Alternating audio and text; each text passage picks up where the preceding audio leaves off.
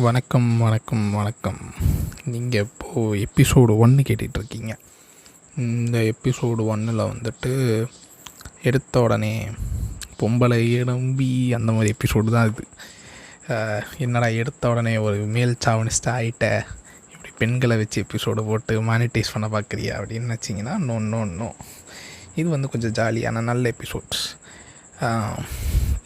இவங்களை பற்றி சொல்லப்போனால் இவங்க ஒரு பெரிய டெக்கு கப் அண்ட் சாசர் கம்பெனியில் வேலை பார்க்குறாங்க. நான் அது என்ன கம்பெனி இதெல்லாம் சொல்ல விரும்பல. இது தமிழ்நாட்டிலே கொஞ்சம் நல்ல பெரிய கம்பெனி தான். பெரிய டெக் கப் அண்ட் சாசர் கம்பெனியில் வேலை பார்த்துட்ருக்காங்க. அங்கேருந்து தான் எனக்கு இவங்க பழக்கம். இவங்க நல்லா வரைவாங்க. நல்ல ஒரு ஆர்ட் கம்யூனிட்டியிலேருந்து தான் இவங்கள ஃப்ரெண்டாலாம் பிடிச்சது. அப்படியே போயிட்டு இருந்துச்சு, நல்லா ஜாலியாக பேசிகிட்டு இருந்தோம். ஃபைன். அதுக்கப்புறம் எனக்கு இன்ட்ரெஸ்ட் இருந்துச்சு, ஆனால் நான் காட்டிக்கல. அதுக்கப்புறம் இவங்க யாரையும் லவ் பண்ணுறாங்க. ஸோ ஓகே நமக்கு அமையல, எனக்கு இல்லை அப்படின்ட்டு நான் பண்ண போயிட்டேன். அப்புறமா அந்த லவ்வும் செட் ஆகலைன்னாங்க. அதுக்கப்புறம் இன்னொரு லவ்வுக்கு போனாங்க. அப்புறமா அதுவும் செட் ஆகலைன்னு இப்போது சில மாதங்களுக்கு முன்னாடி முறிவுகள் ஏற்பட்டு அப்படியே ஒரு மாதிரி முடியாதவங்க மாதிரியே ஆகிட்டாங்க. அதுக்கு பிறகு அவங்க என்ன மனநிலைக்கு போக ஆரம்பிச்சிட்டாங்கன்னா, ஆண்கள் அப்படின்றாலே ஆண்கள் எப்போதும் அப்யூஸ் செய்யக்கூடியவர்கள் அப்படின்ற ரேஞ்சுக்கு அவங்க யோசிக்க ஆரம்பிச்சிட்டாங்க.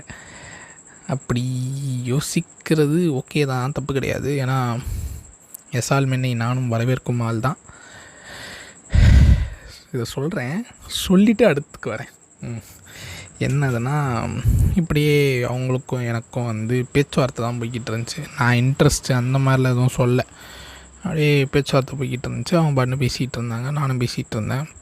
ரொம்ப ஜாலியாக போயிட்டு இருந்துச்சு. ஓகே, அட்லீஸ்ட் என்னமோ நல்ல ஃப்ரெண்டு இருக்காங்கப்பா அப்படின்ற மாதிரி இருந்துச்சு. திடீர்னு என்ன ஆக ஆரம்பிச்சதுன்னா, நான் கொஞ்சம் என் பர்சனல்ஸ்லாம் ஷேர் பண்ணி வைக்கிறேன்.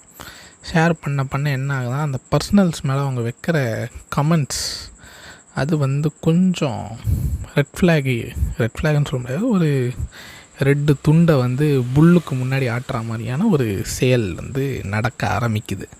எனக்கு அதுவே கொஞ்சம் லைட்டாக இடியாக இருந்துச்சு. என்னடா இது இப்படி நடக்குது? சரி, ஓகே, நம்ம தான் தவறாக புரிஞ்சுக்கிட்டு இருக்கோம், எல்லாம் சரியாயிடும் அப்படின்னு சொல்லிட்டு நான் பாட்டுன்னு அடுத்து நார்மலாக நானும் பேசிகிட்டு இருக்கேன். திரும்பி இதே மாதிரி ஏதோ ஒரு பர்சனல் இன்சிடெண்ட்டை பற்றி சொல்கிறேன். அந்த பர்சனல் இன்சிடெண்ட்டில்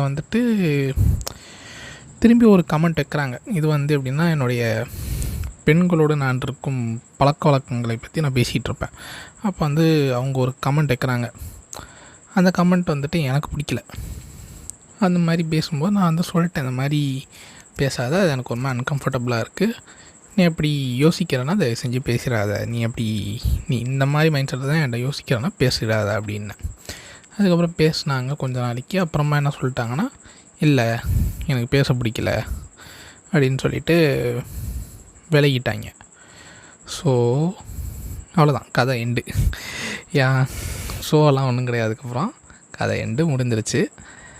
அதுக்கப்புறம் இப்போ அவங்க வேலையை பார்த்துட்ருக்காங்க, நான் என் வேலையை பார்த்துட்ருக்கேன்.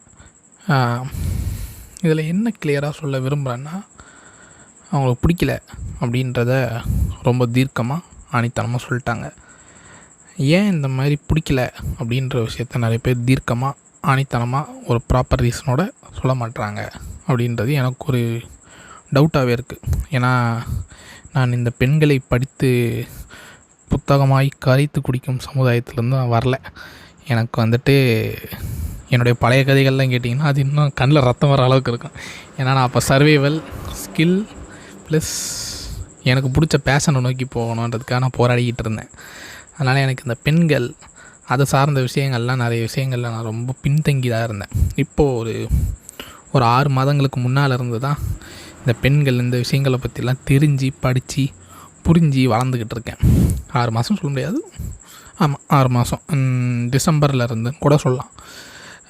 ஸோ ஒரு அன்பாப்புலர் ஒப்பீனியனும் இதில் ஆட் பண்ணிக்கிறேன்.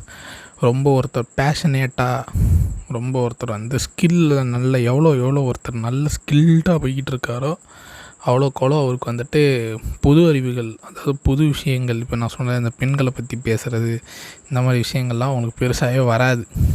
அவங்கள பொறுத்த வரைக்கும் என்னன்னா, என்னத்தை பார்த்து கன்சியூம் பண்ணுறாங்களோ, என்னத்தை படித்து கன்சியூம் பண்ணுறாங்களோ, என்னத்தை தெரிஞ்சு கன்சியூம் பண்ணுறாங்களோ, கன்சியூமிங்கில் அவங்களுக்கு வர இன்ஃபர்மேஷன் மட்டும்தான் அவங்களுக்கு பொறுத்த வரைக்கும் வேர்ல்டாக இயங்கிக்கிட்டு இருக்கோம். ஸோ இதனால தான் இந்த சோஷியல் மீடியாவில் பிற்போக்குவாதிகள் அப்படின்னு சொல்லிட்டு சும்மா போகிற வரவங்களாம் முடிச்சு அடிச்சுக்கிட்டு இருப்பாங்க. ஸோ அது அனதர் டே அனதர் ஸ்டோரிஸ், அதை விடுங்க. ஸோ இப்போ சொல்ல வந்தது தான், ஏன் நிறைய பேர் வந்து தீர்க்கமான ஒரு முடிவு கரெக்டாக சொல்ல மாட்டுறாங்க. இப்போ எனக்கு பிடிக்கலனா இவன் எனக்கு பிடிக்கல, இவன் எனக்கு பிடிச்சிருக்குன்னா இவன் எனக்கு பிடிச்சிருக்கு, ஏன் பிடிச்சிருக்கு ஏன் பிடிக்கல அப்படின்ற ஒரு விஷயம். ஏன்னா இங்கே யாருமே வந்துட்டு யாருக்குமே அப்பாவோ அம்மாவோ கிடையாது. எல்லாருக்கும் எல்லாரையும் ரீசனே இல்லாமல் பிடிக்கிறதுக்கு, எல்லாருக்கும் எல்லாரையும் பிடிக்கிறதுக்கு ஒரு ரீசன் இருக்கும். அது என்ன ரீசன்னு தெரியாமலே கடைசி வரைக்கும் ஒருத்தரை பிடிச்சிக்கிட்டே இருக்குன்னா, ஒன்று அது இன்ஃபேக்சுவேஷனாக இருக்கணும், இல்லைன்னா வந்துட்டு அவங்களுக்கு ஏதோ பார்க்க எல்லாம் கெத்தாக இருக்கேன் அப்படின்ற மாதிரி சொல்லும்போது கொஞ்சம் அந்த ஹைப்பில் பிடிச்சி போயிருக்கோம். அந்த மாதிரி தான் இருக்கும்னு நான் நினைக்கிறேன். இது மேபி தவறான கருத்தை கூட இருக்கலாம். ஆனால் எனக்கு தெரியல ஏன் நிறைய பேர் தன்னுடைய முடிவை தீர்க்கமாக சொல்கிறதுக்கு யோசிக்கிறாங்கன்றது என்னுடைய எண்ணமாக இருந்துச்சு. ஸோ அது உங்கள்கிட்ட பகிரணும்னு தோணுச்சு. ஸோ இந்த ஒரு அருமையான கதையோடு நான் பகிர்ந்துக்கிட்டேன். ஆக்சுவலி எனக்கு அந்த பொண்ணை வந்துட்டு இப்போ இன்னும் ரொம்பவே பிடிக்குது. ஏன்னா அந்த பொண்ணு வந்துட்டு தனக்கு என்ன முடிவு வேணுன்றது கரெக்டாக எடுக்க தெரிஞ்சிருக்கு. நம்ம நார்மலாக ஒரு பொண்ணை பிடிக்குதுன்றது தாண்டி ஒரு படி எக்ஸ்ட்ரான்னு சொல்லுவாங்கள்ல, அந்த மாதிரி வச்சுக்கலாம் அதை. ஏன்னா அந்த பொண்ணுக்கு என்ன வேணும் என்ன வேணான்றதை அந்த பொண்ணை டிசைட் பண்ணுது.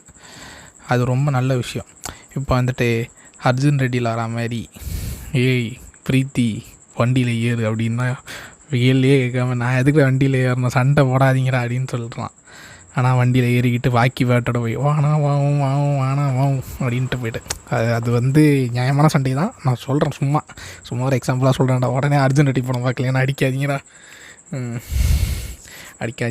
அடிக்காதீங்கடி, ஓகே அடிக்காதீங்கம்மா அடிக்காதீங்கப்பா. இந்த ஜென்ரல் நியூட்ரல் வேறு பொண்ணு இல்லைன்னா அவ்வளோதான், அதுக்கு வேறு கடிப்பானுங்க.